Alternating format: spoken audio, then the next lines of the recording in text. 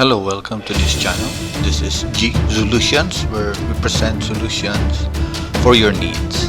Now we are on circuit analysis. Our topic is on superposition theorem.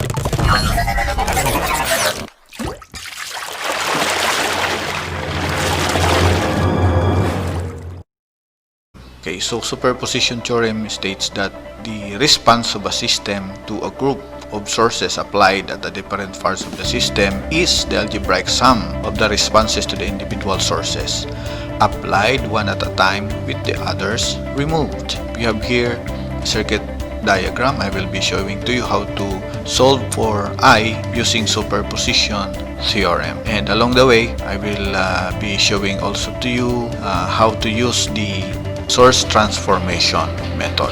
Let us draw a circuit diagram wherein we will use only the 6 volt, the voltage source. When you are to use this kind of sources, since we have two kinds of sources here, the voltage and the current source, if you are using the voltage source, you have to open circuit all the current sources. This will be our circuit diagram in which our current source are open circuited. So only 6 volt, and then so this is where we open circuit the 4 ampere current source. Here is the 6 ohm. Then we have here the 2 ohms, and then we have here the 3 ohms. Okay, so here is where your current source is located, and you open circuit that source. So we are looking for I.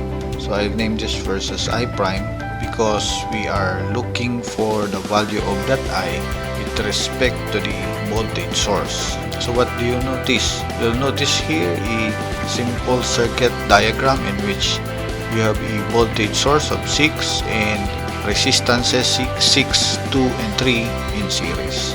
So to be able for you to solve for I prime, you just use Ohm's law, that is V is equals to IR, or I prime is equals to V, which is 6 volt divided by the total resistances, which is 11. Okay, so this will be the value for your I prime. We will now get the current with respect to the current sources.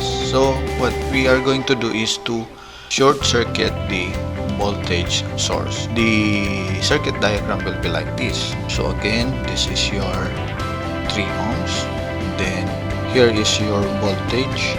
So you short circuit that one, 6 volt, just copy the current source 4 ohm, the 3 ohms, I mean the 2 ohms, then here is the 6 ohms. So this will be the circuit diagram. Okay, you have already shorted this voltage source. Now we are going to solve for the current here, and we label this as I double prime for the current where we use the current sources. To be able for us to solve for I double prime here, you can use any circuit analysis method, but I'll be showing to you using also the current transformation method. So we have here in this side a current source and a parallel resistor. We can transform this to a voltage in a series resistor. So again, let me just draw.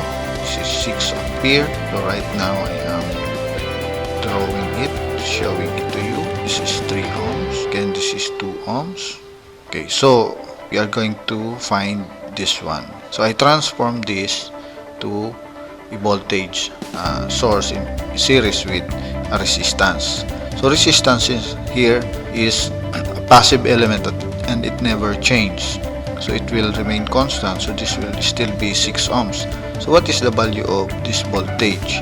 By using Ohm's law, you have current and resistor. You just multiply it. So it will have 24 volts. This is the transformation of this one. So you transform the current source to voltage source, and from the voltage source you transform it to current source. Okay, now by inspection you know that 6 and 2 in series, so again we can rewrite this circuit. Okay, I'm rewriting the circuit. This is again I double prime. What will happen? So this will become actually 6 and 2, so that will be like this one.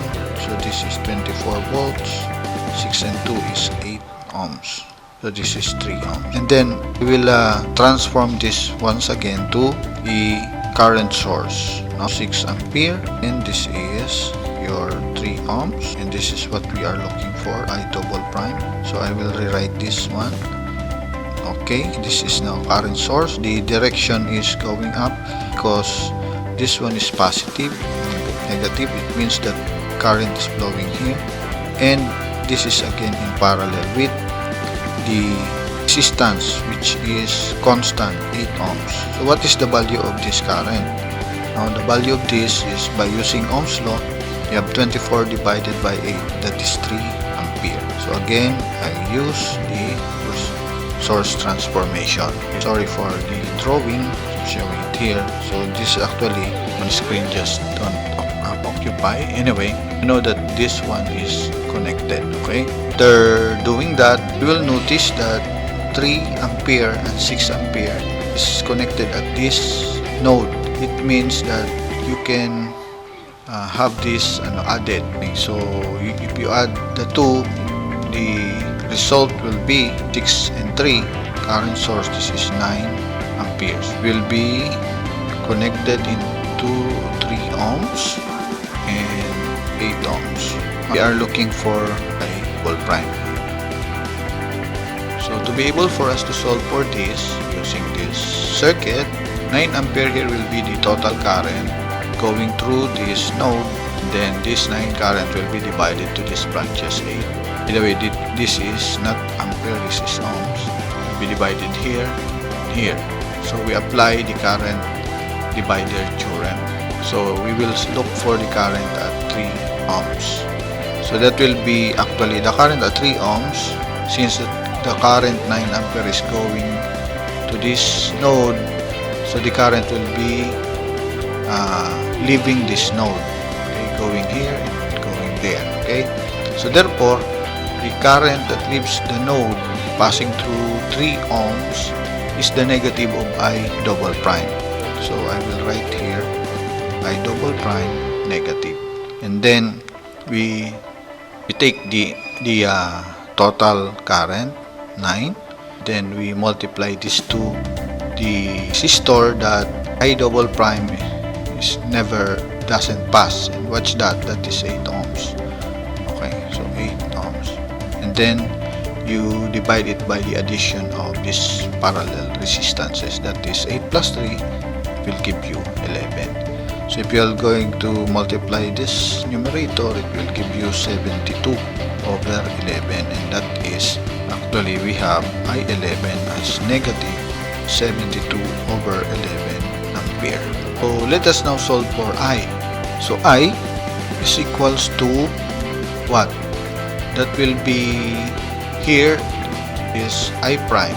I prime is going up, so that will be the same as I, so it will be I prime positive, and I double prime is also going up, same as the direction with I, so it is also positive. I double prime. We substitute the values for I prime and I double prime.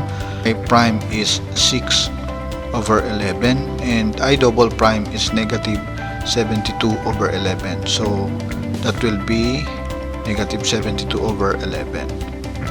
Since that we have the same denominator, we can right away subtract the numerator. So 6 minus 72, this will give us negative 66 over 11. Negative 66 over 11 is equivalent to negative 6 ampere. Okay, so this will be the value of your current I. So here I have shown you superposition theorem, and at the same time I have shown you the current source transformation method. Thank you.